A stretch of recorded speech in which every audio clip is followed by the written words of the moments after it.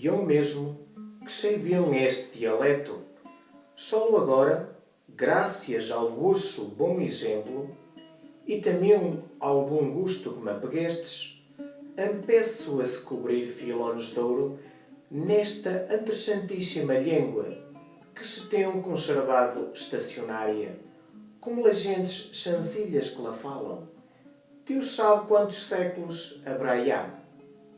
E todo isto devemos nós outros, os infelizes mirandeses, aos governos paternales do Rei Nosso Senhor, que sempre nos ha desprezado, e aos sábios, não menos paternales, das nossas academias, que nem sequer sabem da existência de tal mina, isto é, de tal língua.